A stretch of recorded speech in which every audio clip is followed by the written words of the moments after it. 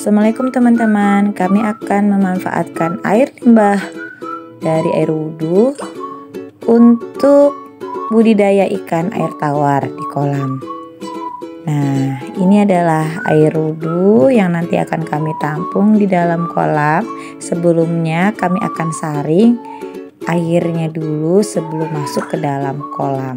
Nah, ini adalah tempat kolam ikannya. Dan nanti airnya akan ditampung di tempat ini. Oke teman-teman, ingin tahu bagaimana kelanjutannya?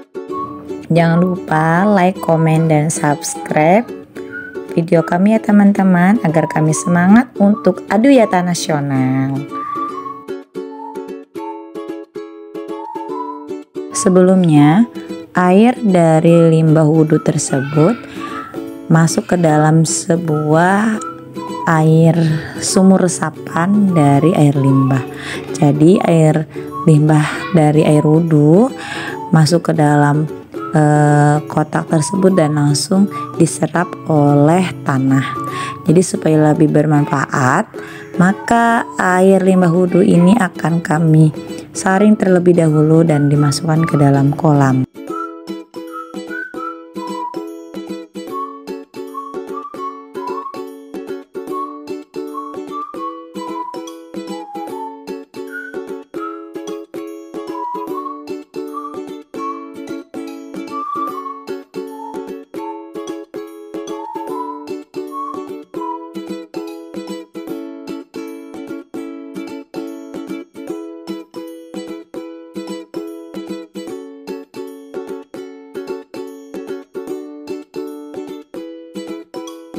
Nah, ini adalah sumur resapan sebelumnya dari air limbah air wudhu tersebut.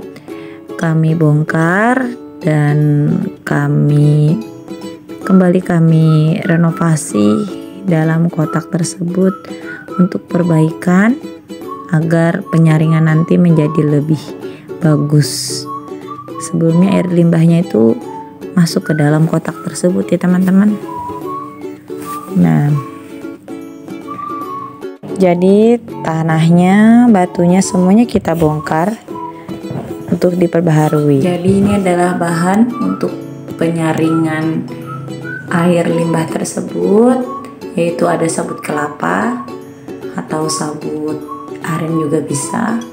Kemudian ada batu koral, ada pasir ya teman-teman. Ini pasirnya masih dalam kresek. Tadi habis kami ambil, minta dari rumah warga. Kemudian ada arang juga. Nah, ini salah satu guru kami sedang melakukan penyemanan dasar di kolam atau di penyaringan tersebut. Nah, ini sudah di semen dasar dari kotak penyaringan tersebut ya teman-teman. Kenapa semenisasi ini dilakukan ya teman-teman? Karena agar nanti airnya tidak meresap lagi ke dalam tanah, tetapi airnya masih tertampung di dalam kotak penyaringan ini. Kemudian setelah itu nanti air tersebut akan tersaring dan air bersihnya akan mengalir ke dalam kolam. Ini semenisasinya sudah selesai, kemudian kita tunggu sampai kering kotak tersebut. Sambil menunggu kering, kita melakukan pengeboran pipa yang dibantu oleh beberapa warga sekitar.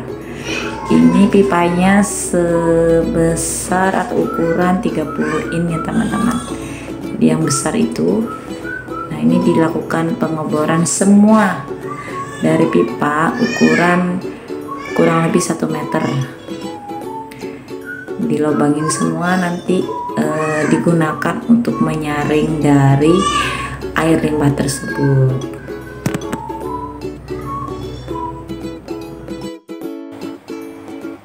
Nah, setelah semennya sudah mulai kering, kita letakkan batu koral di atasnya sehingga nanti batu koral ini membantu penyaringan dalam penampungan air limbah tersebut.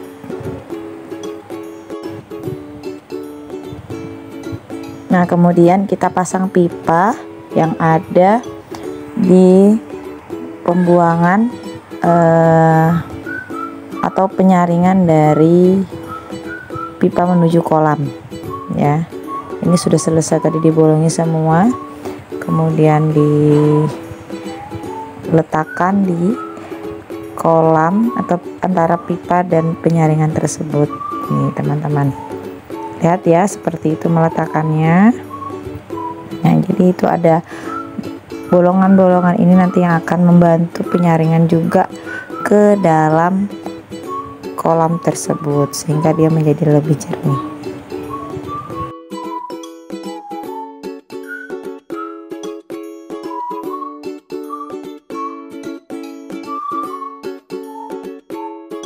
Setelah terpasang dua pipa seperti ini, karena kami ini jalur pipanya ada dua ya teman-teman menuju kolam, jadi kami harus pasang dua dari penampungan air limbah tersebut. Kalau misalnya teman-teman punya satu jalur saja atau satu pipa saja menuju air kolam, berarti ya cukup satu. Kalau tiga berarti tiga ya, begitu ya teman-teman.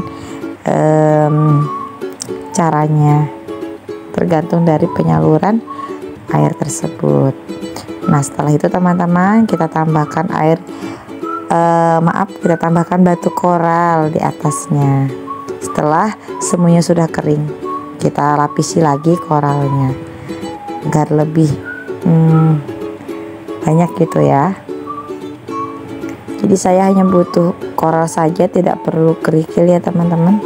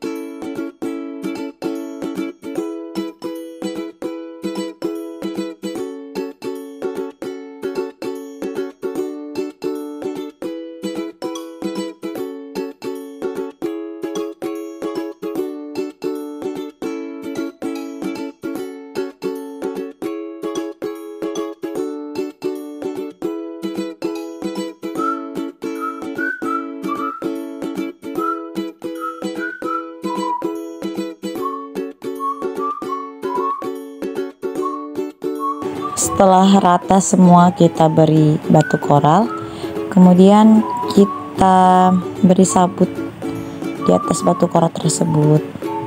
Batu koral ini juga kami dapat dari pemberian warga sekitar ya teman-teman. Warga sekitar sangat mendukung Adiwita Nasional di SD Talisan Morakaman, luar biasa. Dan sabut kelapanya pun kami diberi oleh warga sekitar untuk pengelolaan limbah dari sabut kelapa.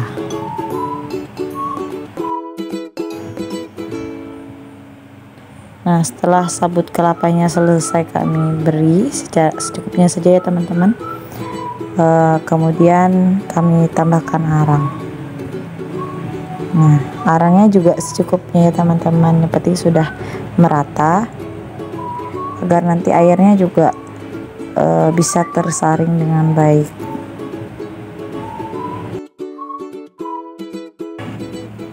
Jadi penyaringan air limbah wudhu ini kami lakukan secara sederhana dan ini sangat murah meriah ya teman-teman, tanpa memakai alat teknologi yang mahal atau memakai filter air yang mahal.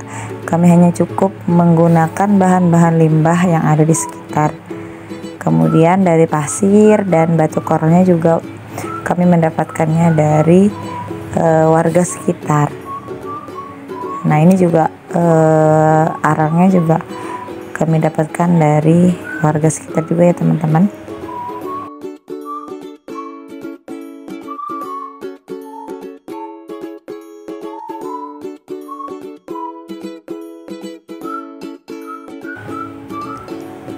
Nah, kemudian dikira sudah cukup pemberian arangnya. Lanjut kami lakukan pemberian pasir. Tapi pasirnya sedikit aja ya teman-teman, karena nanti kalau misalnya banyak, pasir ini akan susah diserap oleh air dari limbah tersebut. Penyaringannya lebih susah. Jadi supaya gampang, pemberian air pasirnya ini secukupnya saja ya teman-teman. Jangan sampai menutupi dari pembuangan air bersih.